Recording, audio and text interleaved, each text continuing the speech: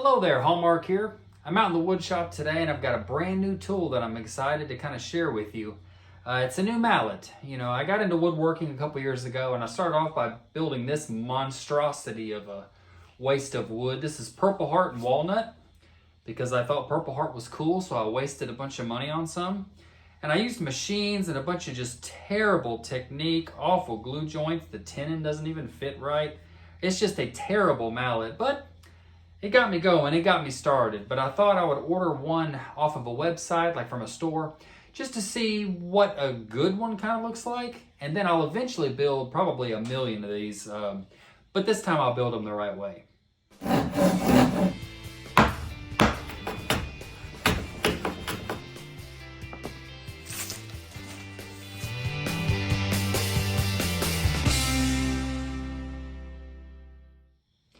Now, some of the problems that I do have with this one, beside it just being made really poorly, is that the handle is really short and the head is way too big and blocky. It's just humongous. I did not know anything about woodworking when I made this. Can you imagine sitting there doing this forever? That just hurts me doing it, especially Purple Heart being a little bit of a denser, more heavy wood. But also there's no angles, there's nothing. It's literally just a block of wood with a stick stuck through it. It's just, God, that's awful. But let me show you the new one. The new one that I bought is from Grizzly. I've ordered a lot of stuff from Grizzly. I've ordered a bunch of machines from them, which I don't really use anymore. But hey, I love Grizzly brand. They're pretty cheap, kind of middle of the ground company. They got a lot of cool products, and they actually have a category of hand tools, which is kind of neat. So you can get on there and buy some planes and chisels and whatnot. So I bought a few things from them, and I'm here to share some of those with you. And this one is their 4.5-inch wooden mallet. Now this only costs $16. This isn't some amazing, crazy good mallet. This is just your basic hardwood mallet. Nothing super special, but I thought we'd unbox it and take a look. There it is. Alrighty, so right off the bat, I can tell you this weighs about half as much as my bad one over there does. It's more thin. It's got kind of chamfers kind of cut all around it. It's got some angled sides, which I hear is a good thing. The handle is actually comfortable. I could actually hold this one for a while. Nice and rounded over. This is made out of hardwood. I'm not sure what kind. It doesn't necessarily say. It just says tough hardwood, so I don't really know what that means. Probably something cheaper, I'm sure, because this was only $16.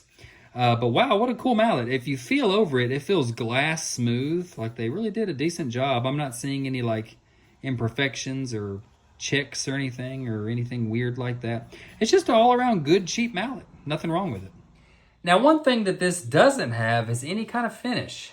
So a finish on it really I don't guess is necessary, but I like to put a finish on stuff that I'm going to use the crap out of, just to kind of add a layer of protection and make it look a little nicer, because this is a little bit blonde, and I don't like blondes. No offense, anybody out there, but we're going to put a little finish on this bad boy. So the first thing I do is always put on some personal protective equipment. These little gloves are a little bit of an added expense, but I think they're a must in the shop. You really need to have some protection for your digits. This stuff can absorb through your skin. The oil finish that I'm going to use on this is what I use on all my shop furniture and actually all the furniture I've been building here lately. And it's my oil mix. I'll try to put a link up on the side of the screen for you for that video that I made on what goes into this and how I make it. And I've just got it stored in this little quart size empty paint can from Lowe's. These things are great. Keep it airtight. They're kind of a fun way of storing stuff. I'm just going to pour a little bit into this cup here. Shouldn't take a whole lot, I don't think. All right. I've also got some lint-free paper towels I'm going to use to kind of wipe the excess off. So let's go ahead and get into this. Since I've got gloved hands, I'm going to go ahead and use my hands. I like to get the Harbor Freight foam brushes. They do really good. And they make it to where you can just paint it on there really nicely. So you don't waste as much or get it everywhere. But ran out of those, so we're just going to do it this way. You can tell from my bench, I use the heck out of this bench. I use it for everything, oiling, painting. I actually don't have any kind of other bench right now, so everything happens on this bad boy. But it's just a cheap pine bench, so I think we're good. So let's go ahead and start the process. I'm just going to apply some and rub it around with with my hands and try not to spill it everywhere if I can help it.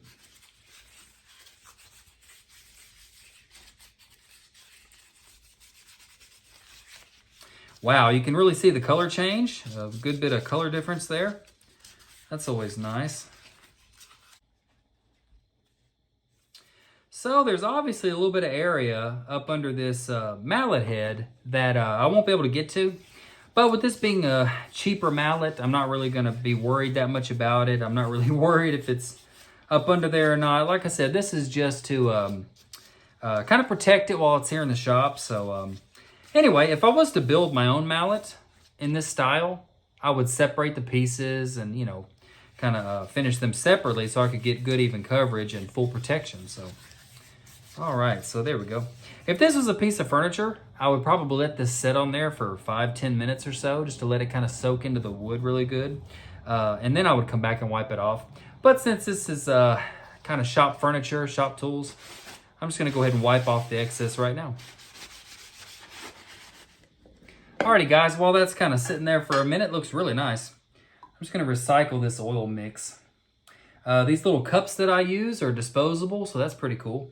But I try to save all of that oil because the oil can get a little expensive. It's not the most expensive thing in the world to do, but I do like to conserve it where I can so it lasts longer.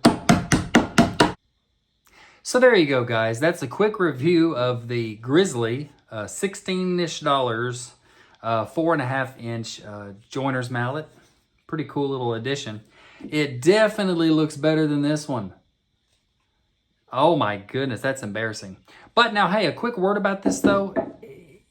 You're gonna make things like this. This is just a part of learning. You're not gonna be able to hop in and just make a extremely complicated or wonderful looking mallet your first time, unless if you're just lucky or something. But you're really gonna make a bunch of projects that are dumb and awful and terrible. Look at that gap. Ugh, nasty. The glue joints aren't together. It's just disgusting. But you're going to make those. So don't be scared to make those kind of mistakes and make those kind of projects, you know.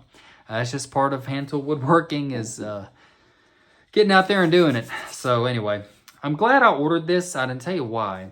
Because this kind of shows me some of the features that I could put in my mallets. And of course, I'm going to be using it over the next couple of weeks and really, really test it. But I think this will really open my eyes to how to make these mallets so that I can make a couple on the channel here. So be looking forward to that.